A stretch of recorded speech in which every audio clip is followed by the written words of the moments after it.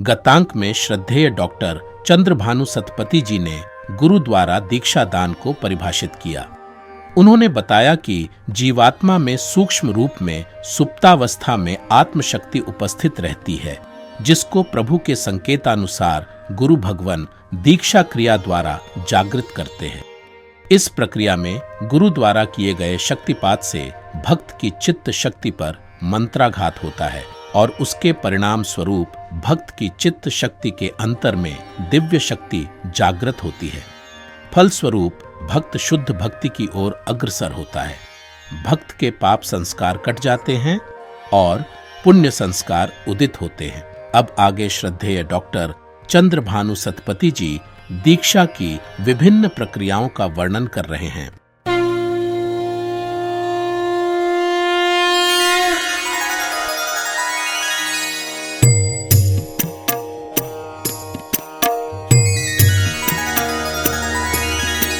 श्री गुरुदेव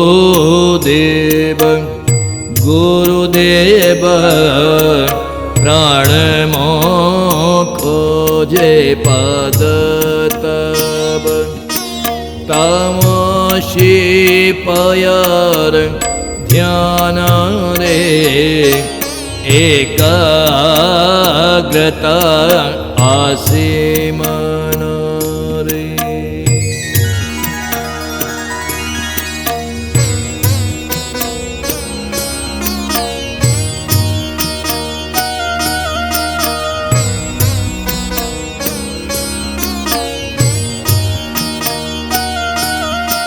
शिष्य को सम्मुखे बसाई शिष्य साथे दृष्टि मिलाई दीक्षित काले गुरु बर संभवी दीक्षा नाम तारा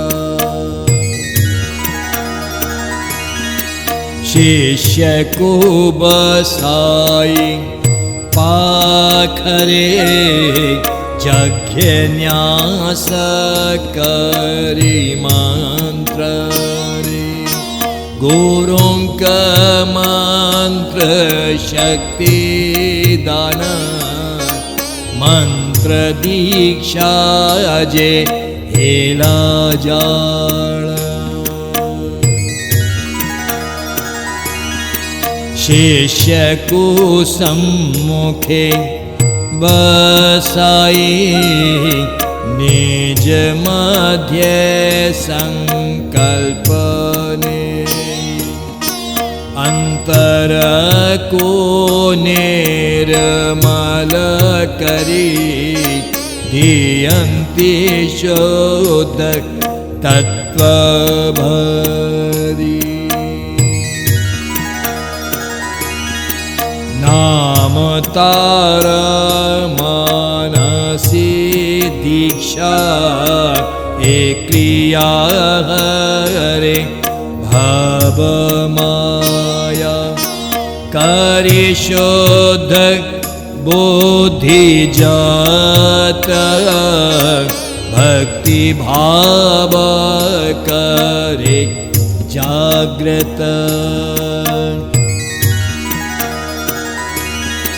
शिष्य ठो गुरु थीले दूर दीक्षा मिले अन्य प्रकार प्रयोगकारी इच्छा शक्ति श्री गुरु दीक्षा देई थांते दूर मिले जेऊ दीक्षा नाम ताहार स्मार्ट दीक्षा प्रभु गुरुंक द्वारा नुहे सदगुरुंक द्वारा हुए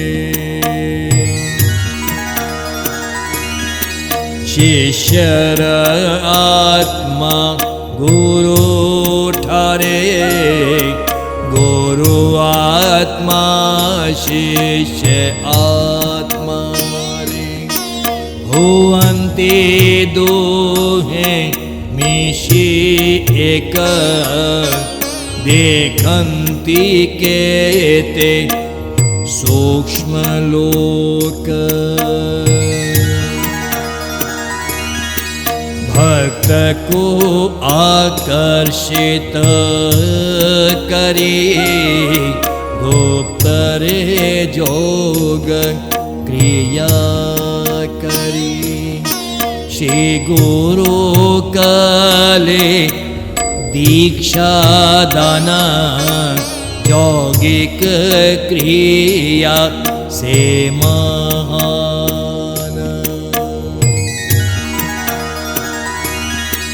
चक्षुषी क्रिया चक्षु द्वारा स्पर्शनी क्रिया स्पर्श द्वारा दृष्टि दे बाई स्पर्श करी दीक्षा दियन्ति गुरु हरि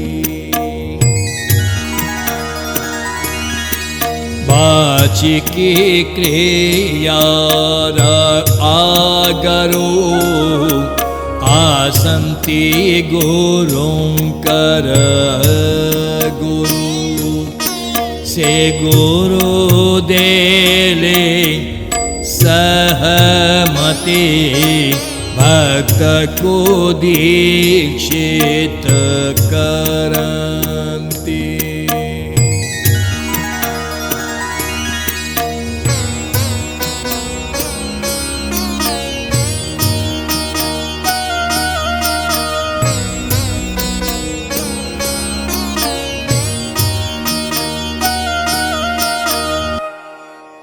गुरु द्वारा शिष्य को दीक्षा दान करने की कई विधियां होती हैं। जब गुरु शिष्य को अपने सम्मुख बैठाकर शिष्य से अपनी दृष्टि मिलाकर उसे दीक्षित करते हैं तो इस प्रक्रिया को सांभवी दीक्षा कहा जाता है। जब श्री गुरु शिष्य को अपने समीप बैठाकर मंत्र यज्ञ विन्यास करके शिष्य को मंत्र शक्ति प्रदान करते हैं, इस प्रकार की दी गई दीक्षा मंत्र दीक्षा कहलाती है। इसी क्रम में जब श्री गुरु शिष्य को अपने सामने बैठाकर अपने मन में संकल्प लेकर अपने अक्षय तपोबल से शिष्य के अंतर को निर्मल बनाकर उसे शुद्ध तत्व से भर देते हैं, इस क्रिया को मानसी दीक्षा की संज्ञा दी जाती है। इस प्रकार से दीक्षित किए जाने से शिष्य की भव माया का ह्रास होता है, शिष्य में शुद्ध बुद्धि व संस्कार उत्पन्न होते हैं तथा भक्ति भाव जागृत होता है। उक्त तीनों ही दीक्षा क्रियाओं में गुरु व शिष्य एक दूसरे के सम्मुख अथवा समीप होते हैं। शिष्य के गुरु से दूर रहने पर भी दीक्षा प्रदान की जाती है। तब श्री गुरु अपने आत्मबल एवं इच्छा शक्ति का प्रयोग करके शिष्य को दूर से दीक्षा प्रदान करते हैं। दूर से प्रदान की गई दीक्षा को स्मार्त दीक्षा कहा जाता है। केवल सद्गुरु ही इस प्रकार की दीक्षा देने में सक्षम होते हैं। अन्य प्रकार के गुरु स्मार्त दीक्षा नहीं दे सकते। श्री गुरु और शिष्य की आत्माओं के अंतर्मिलन होने पर व उनका एकीकरण होने पर शिष्य को सूक्ष्म लोकों के दर्शन होते हैं। इसी क्रम में कभी कभी श्री गुरु भक्त को आकर्षित करके गुप्त रूप से योग क्रिया करके दीक्षा दान करते हैं। तब इस प्रकार की दीक्षा को यौगिक क्रिया कहा जाता है। यौगिक दीक्षा क्रिया महान होती है। इन क्रियाओं के अतिरिक्त श्री गुरु द्वारा दृष्टिपात करके नेत्रों द्वारा चक्षुषी क्रिया तथा स्पर्श करके स्पर्शिनी क्रिया करके भी दीक्षा प्रदान की जाती है। वाचिकी क्रिया से पूर्व श्री गुरु के गुरु आते हैं और उनके द्वारा सहमति प्रदान करने पर ही श्री गुरु वाचिकी क्रिया द्वारा भक्त को दीक्षित करते हैं। जय श्री गुरुदेव, जय श्री गुरु भागवत।